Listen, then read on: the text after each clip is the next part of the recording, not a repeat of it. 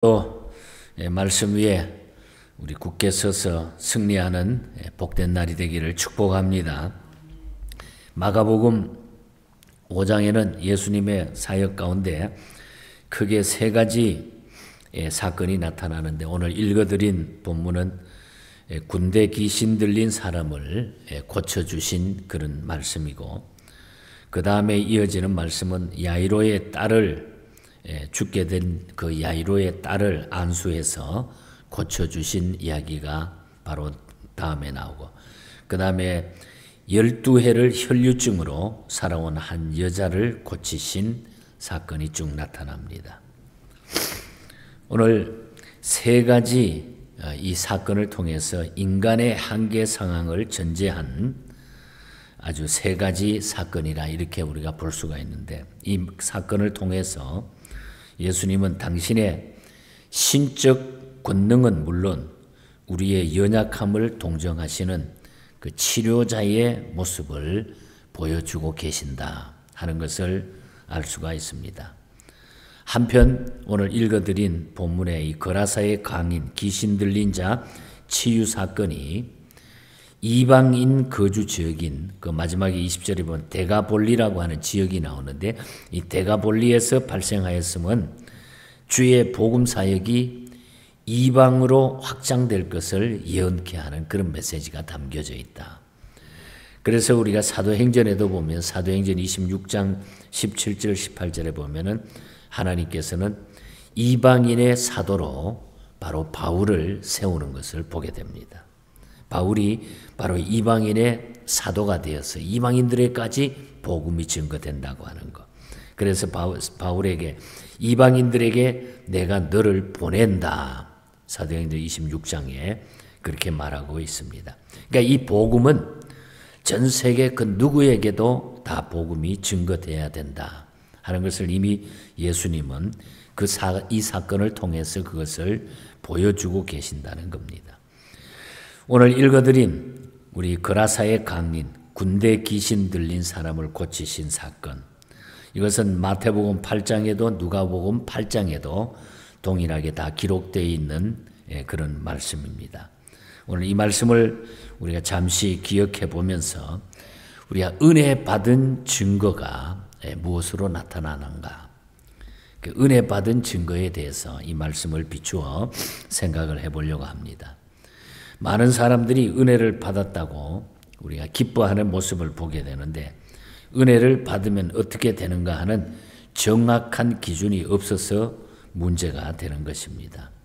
은혜의 정의는 사도 바울이 말한 것을 참고하면 좋겠습니다. 우리 고린도전서 15장에 나타나죠. 그리고 은혜 받은 증거는 가정적이 돼야 됩니다. 그리고 교회적이 돼야 된다는 거예요. 가정적으로, 교회적으로. 오늘 또 오늘 마가복음 5장에서 주는 이 사건을 통해서 굉장히 중요한 가정으로 돌아가게 하는 이런 메시지가 담겨져 있다는 거죠. 그리고 교회적이 돼야 된다는 거예요. 은혜 받은 증거가. 그래서 은혜 받은 증거는 무엇인가에 대해서 우리가 말씀을 같이 연결해 보도록 합니다.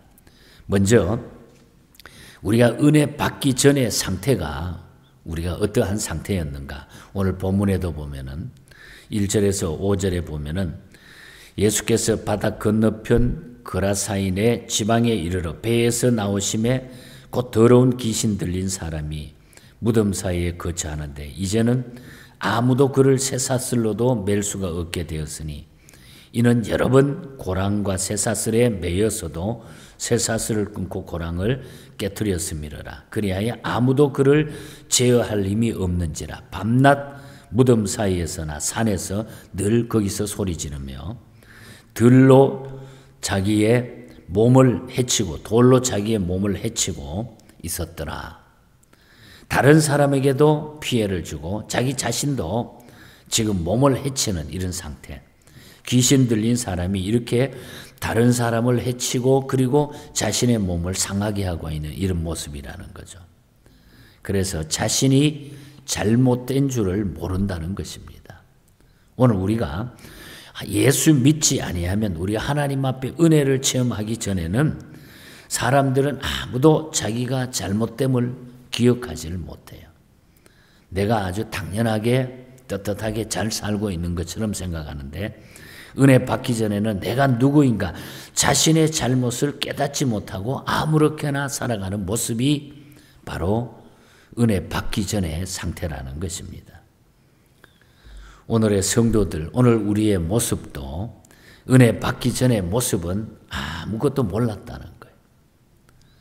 정상적으로 신앙생활을 하고 있다고 우리가 생각을 하고 있는지 모르지만 우리가 은혜 받지 아니하면 우리가 옛날 그 상태로 살아가게 돼 있다는 거예요. 자기 자신도 모르고 남에게 그냥 늘 피해주고 이렇게 살아가는 것이 은혜 받기 전의 상태였다. 그러니까 이 귀신 들린 자도 밤낮 무덤 사이에서 산에서 늘 소리 지르고 돌로 자기 몸을 막 그냥 제어하고 상대방에게 다른 사람에게 피해를 주고 그렇게 살고 있었다는 모습이죠. 그러면 이런 사람이 은혜 받게 된 동기가 어디에 있었느냐? 은혜 받게 된 동기. 5절에서 15절 사이를 쭉 보면은 그가 멀리서 예수를 보고 달려와 절하며 큰 소리로 부르짖어 이르되 지극히 높으신 하나님의 아들 예수여 나와 당신과 무슨 상관이 있나이까?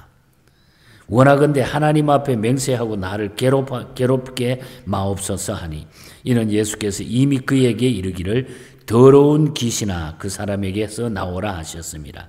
더러운 귀신들이 나와서 돼지에게로 들어가니 거의 2,000마리 되는 떼가 바다를 향하여 비탈로 내리다라 바다에 몰사하거늘 이때 예수께서 이르러 그 귀신 들러진 다 곧 군대 귀신 집혔던 자가 옷을 입고 정신이 온전하여 앉은 것을 보고 두려워하더라. 무슨 얘기입니까? 귀신 들린 사람이 예수를 만났는데 예수님께서 그 귀신을 쫓아내 주셨다 하는 것. 은혜 받게 된 동기는 예수를 만나야 된다는 거죠. 예수님 만나야 우리 인간은 예수님을 만나야 가장 중요한 문제를 해결할 수 있다는 거예요. 어떤 동기에서 예수를 만났든지 예수를 만나게 되어서 은혜를 받게 됐다는 거죠. 그래서 우리가 예수를 만나야 은혜 받을 수 있는 겁니다.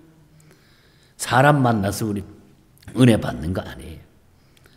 스스로 도무지 그 귀신을 내어 쫓을 수가 없는 상태였는데 예수님 만남으로 말미암아 귀신을 쫓아낼 수 있었다.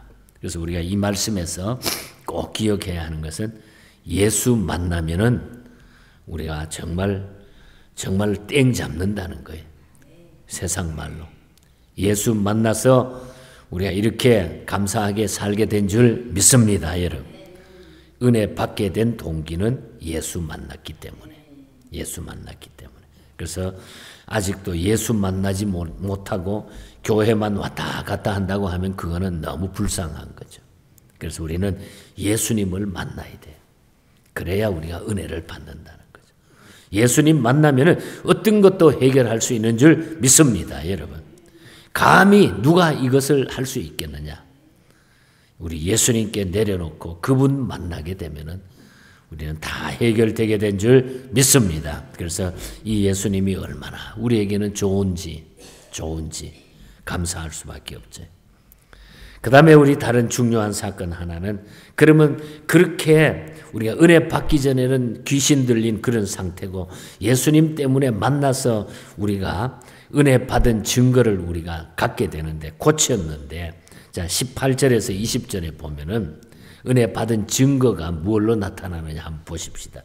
예수께서 배에 오르실 때에 귀신 들렸던 사람이 함께 있기를 간구하였으나 19절에는 허락지 아니하시고 그에게 이르시되 집으로 돌아가 주께서 내게 어떻게 큰 일을 행하사 너를 불쌍히 여기신 것을 내 가족에게 알리라 하시는데 그가 가서 예수께서 자기에게 어떻게 큰 일을 행하셨는지를 데가볼리에 전파하니 모든 사람이 놀라게 여기더라. 은혜 받은 증거는 뭡니까? 먼저 정신이 온전하여졌다는 거예요. 우리가 세상 살다가 주님 만나게 되면은 정말로 똑바른 정신으로 돌아오게 돼요. 사람답게 살 수 있다는 거예요. 예수님 만나야 온전한 정신으로 우리가 살 수 있다는 거예요. 그리고 잠시도 조용히 앉아 있을 수 없는 몸이 이제는 턱 앉아서 주님을 쳐다보고 정상적인 생활을 할 수 있었다는 거예요. 사람이 앉을 때 앉아야 되고 서야 될 때 서야 되는데 귀신 들리면 온데 그냥 동네 방네 앉아야 될지 서야 될지 모르고 짜들고 살잖아요. 그런데 주님 만나고 나니까 정상적으로 모든 앉은 자리에 앉을 수 있었다. 그래서 너무 좋으니까 18절에 보면은 주님을 따르고 싶은 거예요. 주님 곁에 늘 가고 싶은 거예요. 18절에 함께 있기를 간구했다. 그러나 주님은 그 이야기를 듣고서 뭐라 그러니까 가정으로 돌아가 가지고 가족들에게 은혜 받은 증거를 보여주어라. 가정으로 돌아가라. 네가 이렇게 잠시 은혜 받았다고 설치고 가정이고 뭐고 다 모르고 그냥 나만 좋다고 내 혼자만 좋다고 그냥 교회만 그냥 그렇게 생각하고 사는 게 아니라 가정이 중요하다. 가족에게 먼저 이걸 알려라. 가족들이 이 받은 증거를 보고 예수 바로 믿게 하라 이 뜻이죠.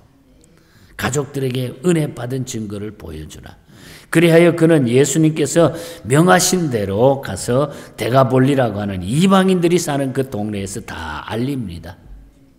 그리하여 많은 사람들이 놀랍게 여겼다. 놀랍게 여겼다. 은혜 받은 증거는 내가 변하기 때문에 내 모습이 변하기 때문에 주변에 많은 사람이 놀라게 되는 거예요. 이게 진정으로 변화된 삶에서 주시는 하나님의 은혜죠. 이것이 바로 은혜 받은 증거인 겁니다. 전과는 다른 모습으로 나타나 은혜 받은 증거가 나타났죠. 그래서 그러한 모습으로 말씀을 전하고 복음을 전하니까 많은 사람들이 놀랍게 여기더라. 놀랍게 여기더라. 거기에 엄청난 파워, 엄청난 일들이 그 가운데 벌어지죠. 그래서 우리는 예수 믿은 예수 믿은 이 좋은 것을 우리가 증거하는 거예요. 이게 은혜 받은 증거입니다. 전하는 것이 당연한 거죠. 너무 좋은데. 받은 은혜, 받은 체험을 우리는 전하여야 된다는 거예요. 좋은 것을. 거라사 지방에 귀신 들린 청년은 비참한 상태였지만은 예수 그리스도를 만나서 은혜 받고 정상인이 되어서 가정과 이웃에게 하나님의 영광을 나타냈다. 공식과 같잖아요. 우리가 예수 만나야 인간답게 산다는 거예요. 예수 만나야 사람답게 우리가 살 수 있는 거예요. 이것이 바로 은혜 받은 것, 은혜 받은 증거예요. 은혜 받으면 정상인이 되는 겁니다. 은혜 받아야 바른 인생길을 걷게 된다고 하는 것이죠. 아침에 우리 찬양했습니다마는 우리 이호문 목사님이 시를 쓰고 박태준 박사님이 작곡한 찬송 493장. 우리 너무너무 좋아하잖아요. 은혜 받고 나니까 이런 고백이 나오는 거야. 은혜 받고 나니까 너무 내 삶이 달라지네. 나 이제 주님의 새 생명 얻음모. 옛것은 지나고 새 사람이로다. 그 생명 내 마음에 강같이 흐르고 그 사랑 내게서 해같이 빛난다. 주 안에 감추인 새 생명 얻으니 이전에 좋던 것 이제는 다 값없다. 하늘의 은혜와 평화를 맛보니 찬송과 기도로 주 함께 살리라. 아멘. 산천도 초목도 새 것이 되었고 은혜 받고 나니까 풀 한 포기를 봐도 나무를 봐도 막 달라요. 산천에 나가서 돌멩이를 봐도 와 어떻게 이게 만들어졌을까? 이렇게 귀할까? 산천도 초목도 새 것이 되었고 죄인도 원수도 다 친구로 변하고 새 생명 얻은 자 영생을 맛보니 주님을 모신 맘 새 하늘이로다. 주 따라 가는 길 험하고 멀어도 찬송을 부르며 뒤따라 가리라. 나 주를 모시고 영원히 살리라. 날마다 섬기며 주 함께 살리라. 아멘. 영생을 맛보며 주 안에 살리라. 오늘 또 내일 또 주 함께 살리라. 네. 말씀드렸잖아요. 우리 원로 장로님이나 서정구 장로님 마지막에 이 찬송을 불러달라고. 나는 다 준비됐는데 아직 하나님이 안 데려가시네요. 다 준비됐는데. 여러분, 우리는 은혜 받고 살아야 돼요. 은혜 받고. 은혜 받고 살아야 우리가 건강하게 살고 사람답게 살 수 있습니다. 그래서 우리가 영혼의 햇빛, 우리의 영혼의 햇빛은 예수님이라는 거예요. 그래서 우리가 찬송했잖아요. 주 없인 살 수 없으니 언제나 함께 계시고 주 없이 죽기 두려워 밤에도 주님 나와 함께 해주세요. 잠 깰 때 주께서 오셔서 우리를 축복해 주시고 주님의 사랑 안에서 언제나 살아가게 해달라. 잠잘 때도 깰 때도 언제나 주님이 내 영혼의 햇빛이 되어 주신다. 이것이 은혜 받은 자의 삶이라는 것. 여러분, 이 받은 은혜를 어찌 내 혼자만 간직할 수 있으리까? 정말 잘 믿는다고 하면은, 은혜 받은 자라고 하면 이것을 우리가 자신 있게 증거하는 겁니다. 남은 생에 힘을 다해서 이 복음 전하면서 받은 은혜의 삶을 전하면서 살아가는 저와 여러분이 되시기를 주님 이름으로 간절히 축복합니다. 하나님 아버지,